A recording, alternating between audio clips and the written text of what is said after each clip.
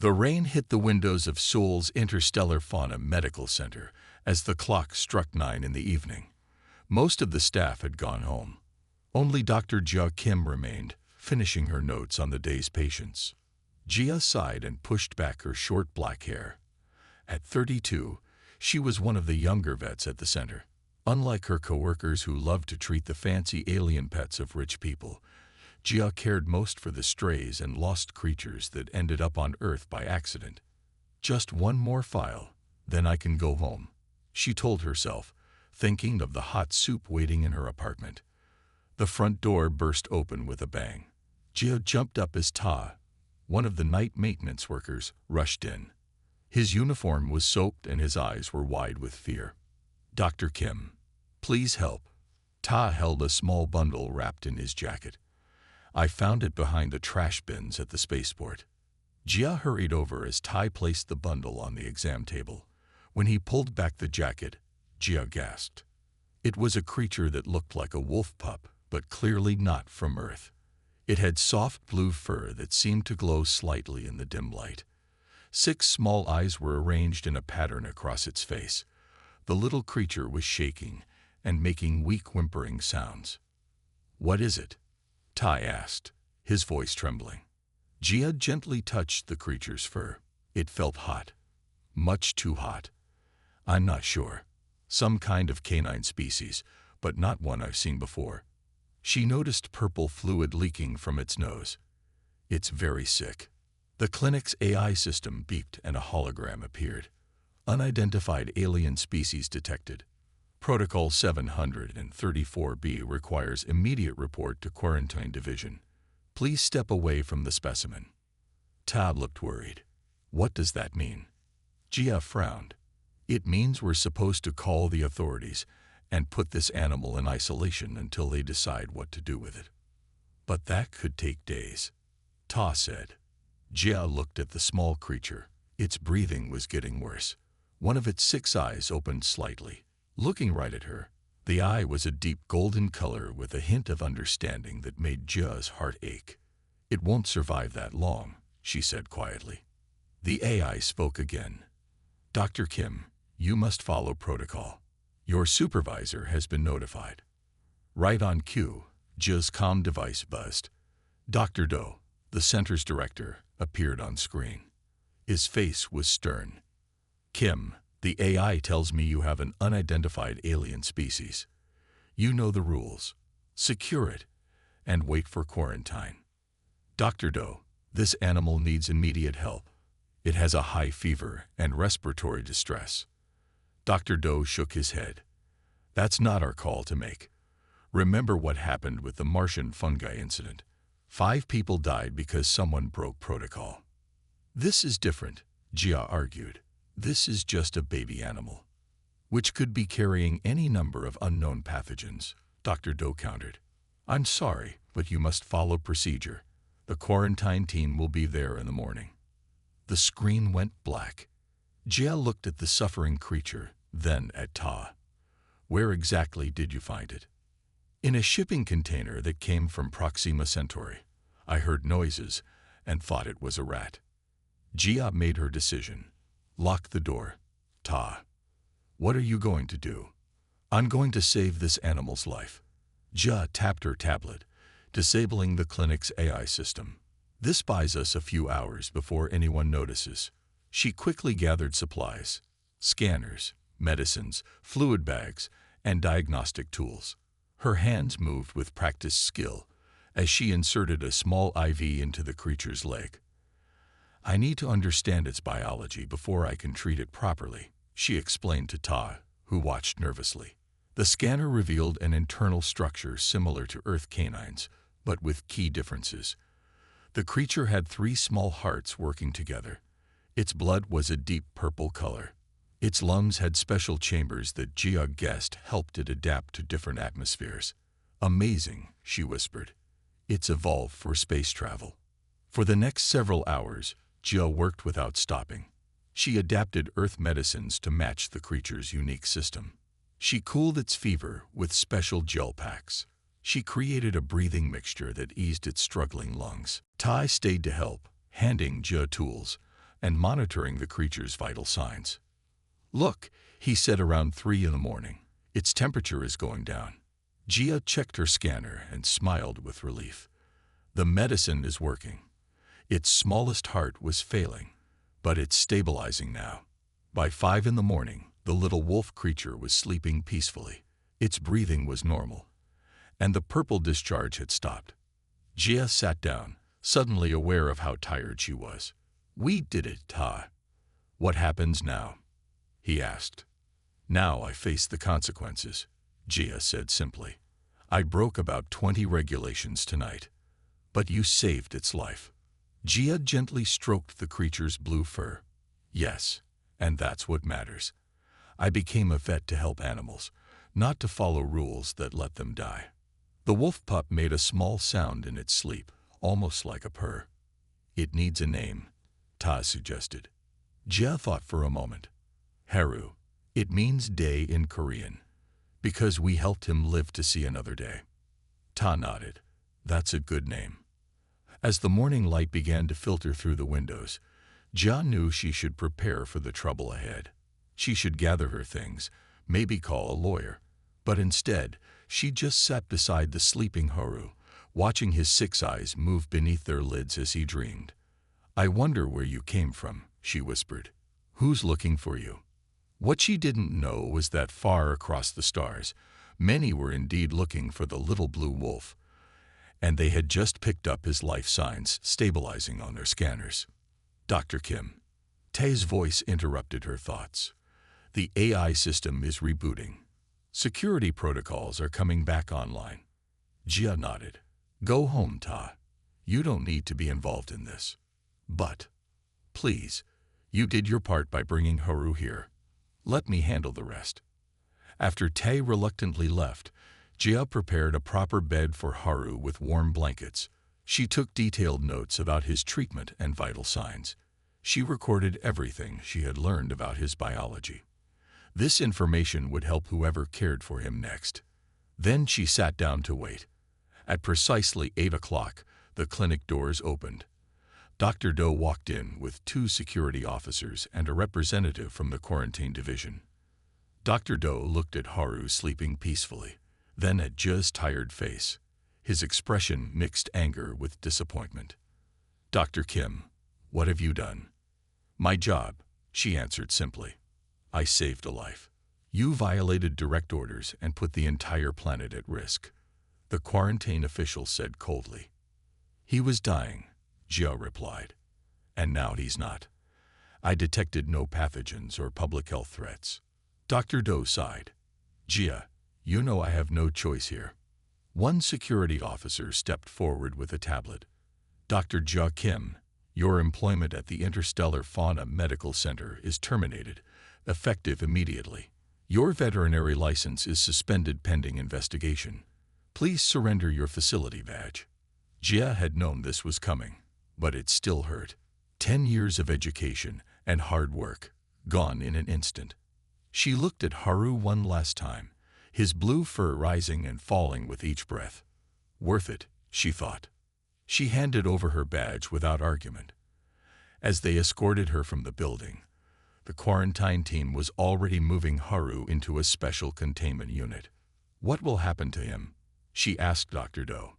"That's not your concern anymore," he replied, not unkindly. "Go home, Jia." Outside, the morning was bright and clear after the night's rain. Jia stood on the sidewalk, suddenly directionless. No job, no career, no purpose. Her comm device buzzed with news alerts.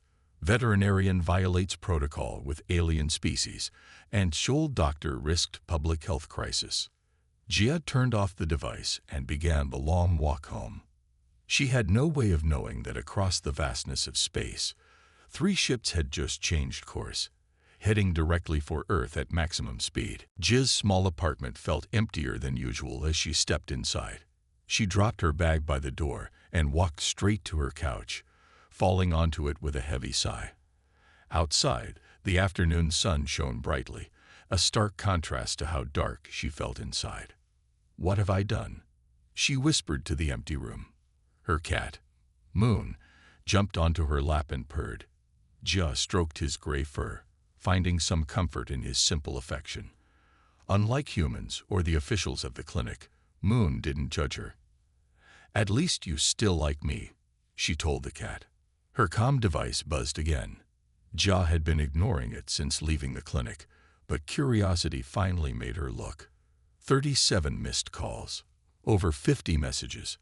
Most were from news outlets wanting her side of the story. Some were from former colleagues, either expressing sympathy or disappointment. One message caught her eye. It was from Ta. "Dr. Kim, I'm sorry about what happened.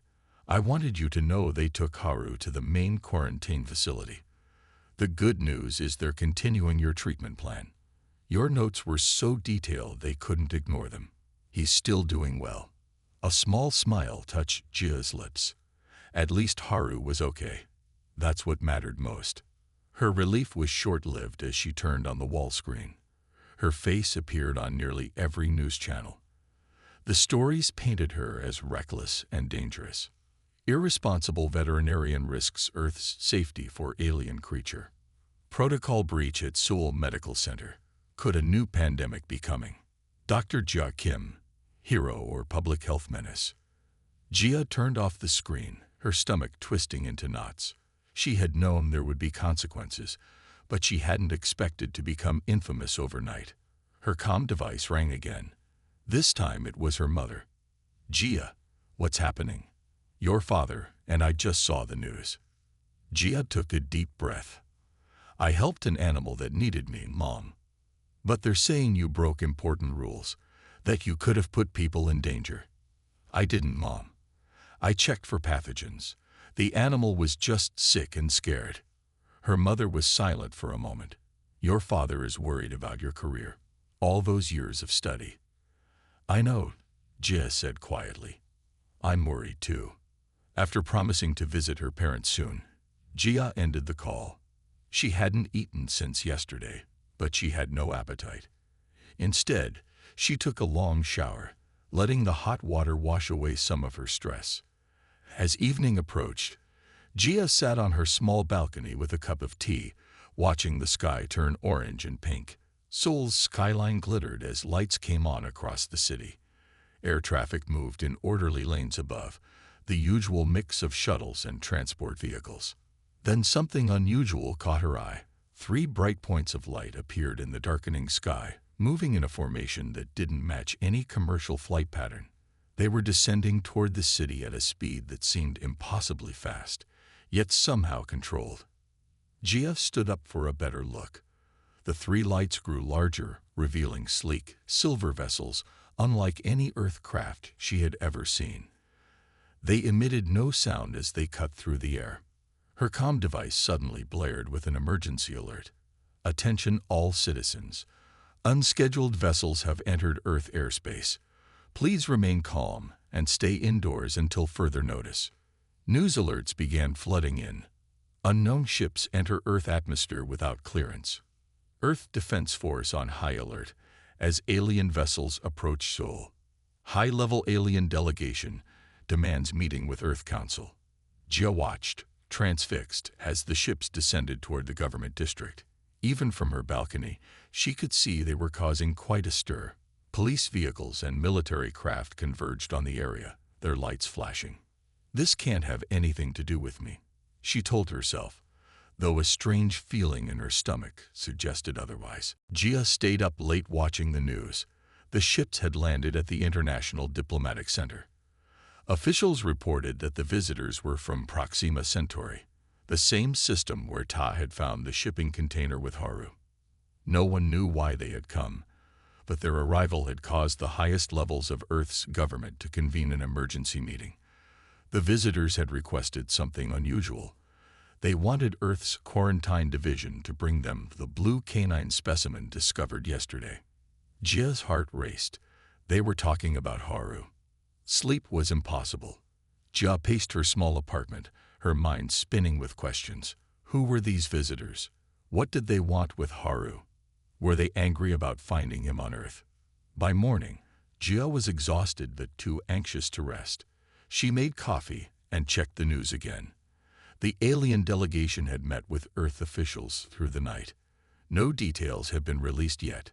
Her comm device rang. It was a number she didn't recognize. "Hello," she answered cautiously. "Dr. Kim." A formal female voice responded. "This is Sun He from the Earth Diplomatic Corps. Your presence is requested at the International Diplomatic Center at your earliest convenience." Jia nearly dropped her coffee. "My presence? Why?" "I'm not at liberty to discuss details over this channel. A transport will arrive at your location in 30 minutes. Please be ready." The call ended before Jia could ask more questions. 30 minutes. Jia rushed to get dressed, her mind racing. Was she in even more trouble now? Were the aliens pressing charges against her for treating one of their species without permission? She put on her most professional outfit, black pants and a simple blue blouse. She tied her hair back neatly and tried to look calm despite her racing heart. Precisely 30 minutes later, her doorbell rang. A woman in the crisp uniform of the Earth Diplomatic Corps stood there. Her name badge read Sun He, Junior Ambassador. "Dr. Kim, I'm Sun. Are you ready?" Jia nodded, unable to find words. The ride to the diplomatic center was tense and silent. Sun checked her tablet frequently, but offered no information about why Joe was needed. The city passed by in a blur outside the transport's windows. They arrived at a massive building with high security. Sun led Jia through multiple checkpoints, each more stringent than the last. Officials in formal attire hurried past, their faces serious. "What's happening?" Jia finally asked as they entered an elevator. Sun gave her a strange look, something between pity and awe. "You really don't know, do you?" "Know what?" "The creature you treated. It's important." The elevator doors opened before Sun could explain further. They entered a hallway lined with guards, both human and robotic. Sun stopped outside a large door. "Wait here, please. They'll call you in shortly." Jia stood alone in the hallway, her legs shaking slightly. Through the door, she could hear muffled voices speaking in a language she didn't recognize, flowing and musical, with tones that seemed to rise and fall like waves. Then a voice spoke in perfect Korean. "Please bring in Dr. Kim." The doors opened automatically. Jia took a deep breath and stepped inside. The room was large and circular, with a table in the center.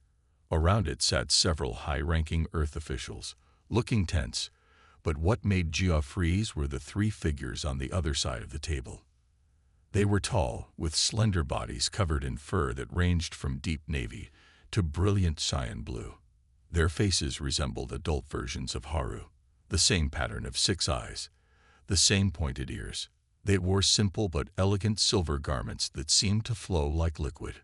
One of the Earth officials, an older man in a formal suit, stood up. "Dr. Jia Kim, thank you for coming. Allow me to introduce Ambassador Rin of the Luminary High Council of Proxima Centauri." The tallest of the blue beings inclined his head slightly.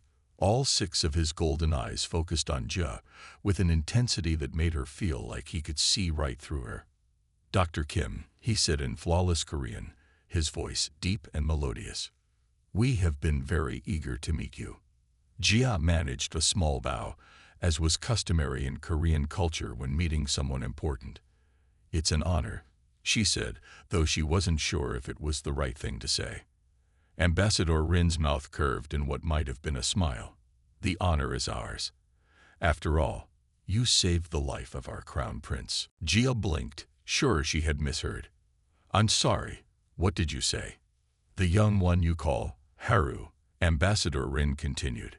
"His true name is Prince Harukin, heir to the Luminary Confederation, and my nephew. And you, Dr. Kim, when all of Earth's protocols said to let him die, chose instead to save him." The room seemed to spin around Jia as the full meaning of his words sank in. The little blue wolf she had treated wasn't just any alien animal. He was royalty. Jia stood frozen, her mind trying to process what she had just heard. The small blue wolf she had treated was a prince. An alien prince. "Please, sit down," Ambassador Rin said, gesturing to an empty chair. Jia's legs felt weak as she sat. The Earth officials watched her with expressions ranging from curiosity to concern. "I don't understand," Jia finally said. "How did Prince Harukan end up in a shipping container at Seoul's spaceport?" Ambassador Rin's 6 eyes blinked in a wave-like pattern. 3 days ago, our royal transport was returning from a diplomatic mission. Prince Harukan was aboard with his caretakers. Near your solar system, we were attacked by pirates who seek to destabilize relations between our worlds. Another blue luminary, slightly smaller with fur that shimmered with hints of teal, continued the story. The pirates boarded our ship. In the chaos, they took Prince Harukan, likely planning to demand a ransom.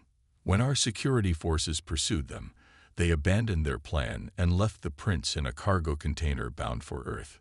Jia remembered how sick Prince Harukan, had been when Todd brought him in. "He was very ill when I found him." "Yes," Ambassador Rin nodded. "Our young ones cannot regulate their body temperature properly until they mature.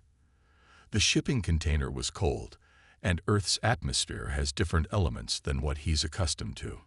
We detected his life signs growing weaker as we raced to reach him." The third luminary, who had remained silent until now, leaned forward.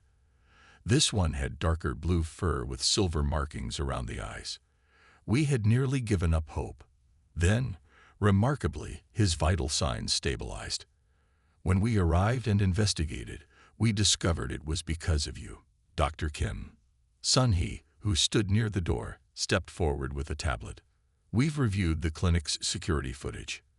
Despite clear instructions to the contrary, Dr. Kim disabled systems and treated the prince through the night."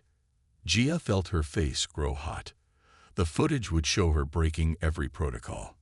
"I just couldn't let him suffer," she said simply. Ambassador Rin made a sound that resembled a gentle hum. "You risk your career and reputation for a creature you didn't know, from a world you've never visited. This is uncommon." One of the Earth officials, a stern-looking woman in a military uniform, spoke up. "Ambassador, while Dr. Kim's actions may seem admirable from your perspective, she violated serious quarantine protocols that exist to protect our planet. Is that so?" Ambassador Rin turned all 6 eyes to the woman. "And if Dr. Kim had followed your protocols, what would have happened to Prince Harukan?" The military woman shifted uncomfortably. "The quarantine division would have assessed the situation and determined the appropriate course of action, by which time my nephew would have died," Ambassador Rin said flatly. "We luminary have studied your bureaucratic processes quite thoroughly." The oldest Earth official, who had introduced himself as Director Kang, cleared his throat. "Ambassador, we understand your gratitude to Dr. Kim. However, rules exist for a reason. Unidentified alien species can pose serious biohazard risks to Earth." Ambassador Rin's fur rippled slightly. "Director Kang, the luminary have visited 27 planets across 16 solar systems. In our 5,000 years of space travel, we have never, not once, brought disease or contamination to any world we visited. Our biology simply doesn't work that way." Jia listened, fascinated despite her nervousness. The luminary seemed more advanced than she had imagined. "Where is Prince Harukan now?" she asked. Sun-hee answered. "He's being kept in the quarantine facility. His condition remains stable, following the treatment you provided." "We would like to see him," said the teal-furred luminary. "I am Lady Myla, the prince's primary guardian. I should be with him." Director Kang nodded. "Arrangements are being made. But first, we need to discuss the diplomatic implications of this situation." Jia realized they were talking about serious matters of interspecies relations. "Should I leave?" she asked quietly. "No," Ambassador Rin said firmly. "You are central to this discussion, Dr. Kim." The dark blue luminary spoke again. "I am Counselor Taro, head of Luminary Sciences. Dr. Kim, our scans show that Prince Harukan would not have survived without your intervention. You identified his biological needs with remarkable accuracy, despite having no reference data for our species. Jia shook her head. I just applied basic principles of comparative medicine.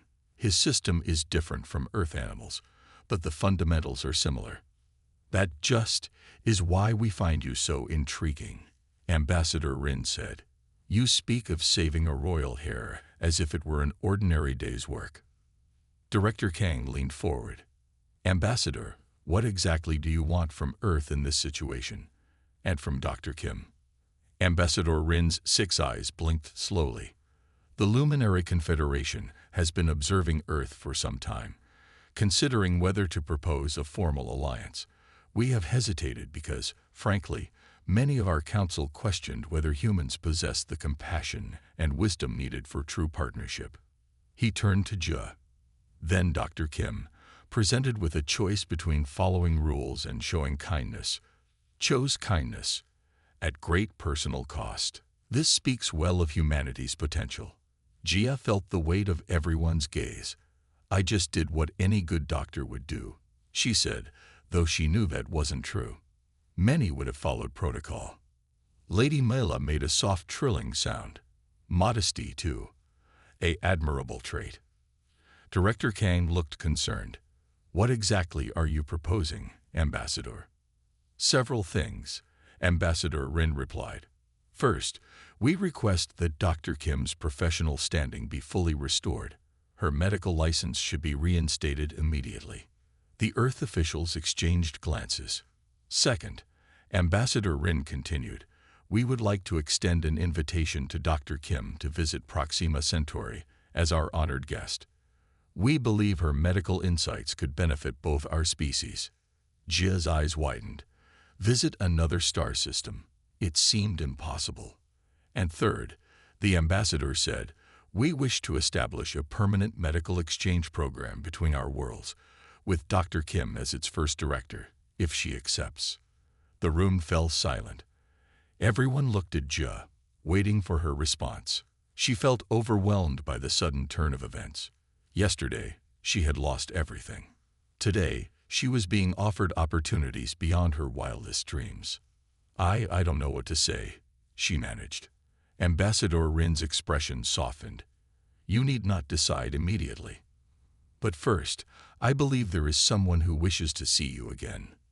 The door opened, and Sun He entered, carrying a small containment unit. Inside was Prince Harukin, his blue fur now bright and healthy. When he saw Jia, all 6 of his golden eyes blinked rapidly, and he made a happy yipping sound. He recognizes you, Lady Mila said softly.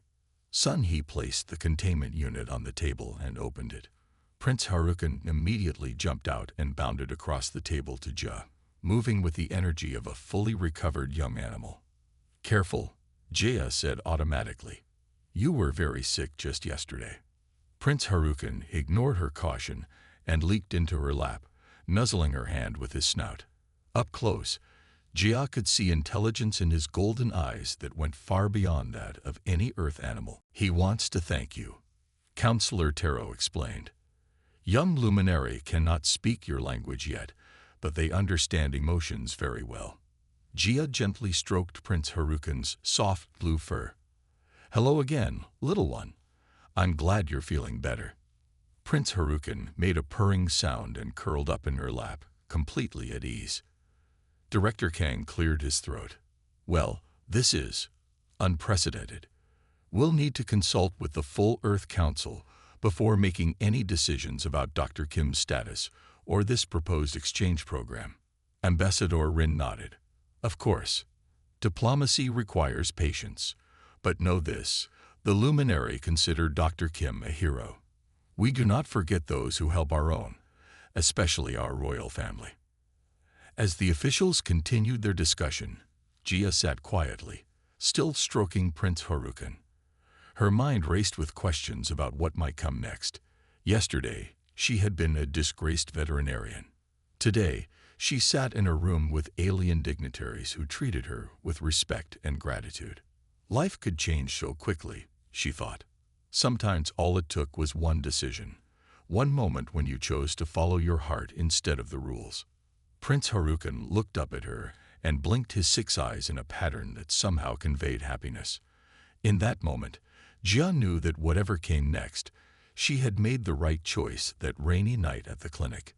Some things were more important than protocols. Some connections transcended the vastness of space and the differences between species.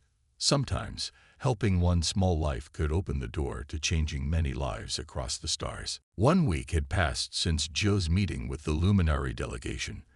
The days since had been a whirlwind of activity.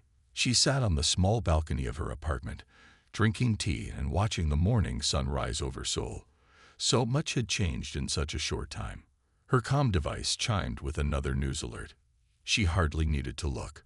For days, her face had been all over the news, but with a very different story than before. Earth hero Dr. Kim appointed as first human ambassador to Proxima Centauri. Veterinarian who saved alien prince to lead interspecies medical program. Seoul doctor's compassion opens door to historic alliance. Jia smiled to herself. The same news outlets that had called her reckless were now praising her as a visionary. It was all a bit silly, but she couldn't deny that the change felt good. Her doorbell rang. Jia set down her tea and went to answer it. She was surprised to see Dr. Do standing there, looking uncomfortable. "May I come in?" he asked. Jia stepped aside to let him enter. Dr. Do had been her boss for 5 years at the clinic. Now he seemed unsure how to act around her. "I brought your personal items from your office," he said, handing her a small box. "Thank you," Jia said, taking it. Dr. Do cleared his throat. "The clinic board asked me to deliver this as well."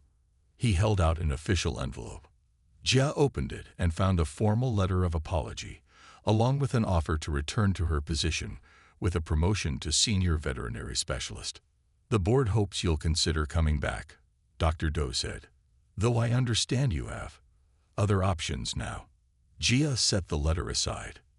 "That's kind of them. Please thank the board for me." Dr. Do looked at her directly for the first time. "For what it's worth, Jia, I'm sorry about how things happened. I was just following protocol." "I know," Jia said. "And I broke that protocol." "Yes, but," Dr. Do sighed. "Your instincts were right. If we had waited, Prince Harukin would have died. Sometimes rules need to be questioned." This admission clearly wasn't easy for him. Jia appreciated the effort. "Thank you for saying that," she said. "Would you like some tea?" They sat on her balcony, an awkward but healing silence between them. When Dr. Do left an hour later, Jia felt a chapter of her life had properly closed. She had just finished packing when her comm device rang again. It was Sun He from the diplomatic court.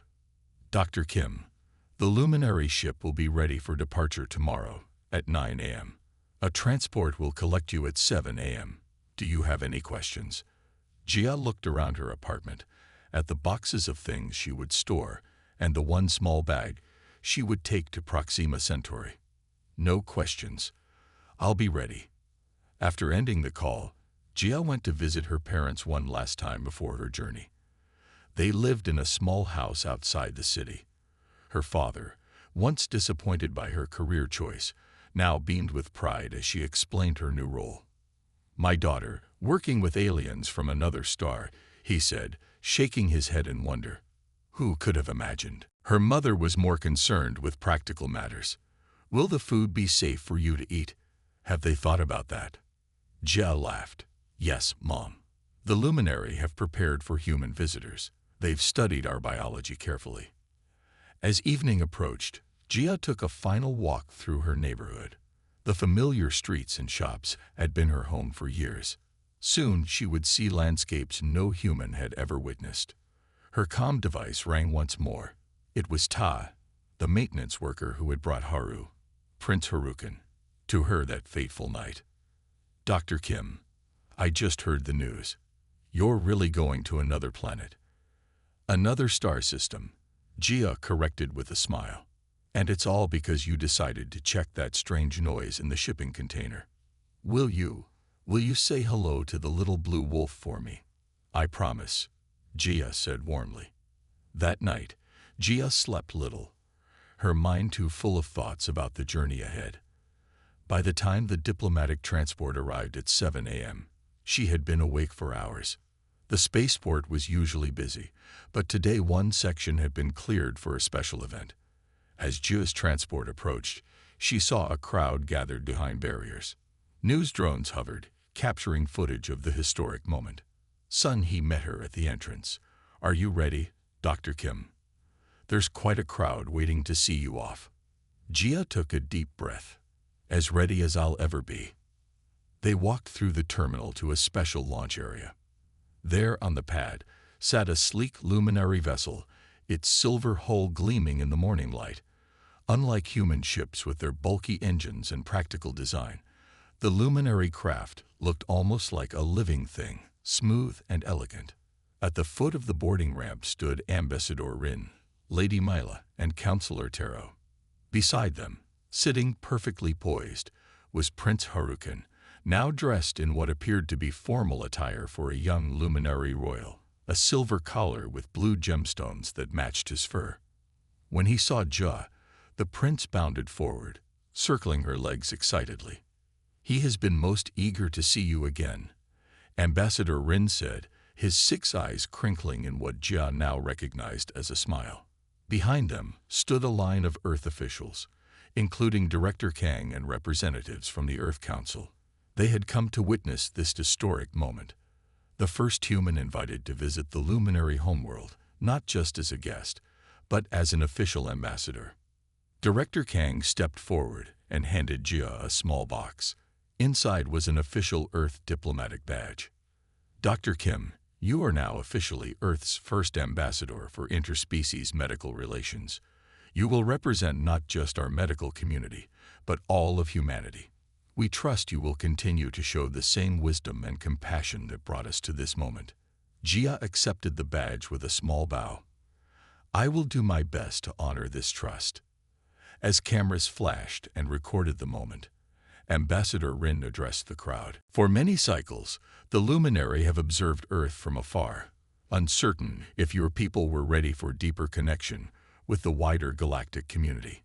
It took the actions of one individual, following her heart rather than rigid rules, to show us that humans possess the qualities we value most: compassion, courage, and the ability to see beyond differences." He turned to Jia. "Dr. Kim's journey today marks the beginning of a new relationship between our worlds. She will help establish a medical exchange program that will benefit countless lives across our systems." Lady Mila stepped forward with a small ornate box. "The royal family has requested that you accept this gift, Dr. Kim." Inside the box was a beautiful pendant made of a blue crystal that seemed to glow from within. "This is rare starstone from our world," Lady Mila explained. "It is normally given only to those who have saved a member of the royal family. You are the first non-luminary to receive this honor." Jia was speechless as Lady Mila placed the pendant around her neck. The crystal felt warm against her skin. "It is time to depart," Counselor Taro announced. As they walked up the boarding ramp, Prince Harukin stayed close to Jia's side. At the top, she turned for one last look at Earth, the blue sky, the bustling city, the world that had been her only home. Inside the ship, Jia was led to a viewing chamber with large windows. As the vessel lifted silently from the ground, she watched her planet grow smaller below them.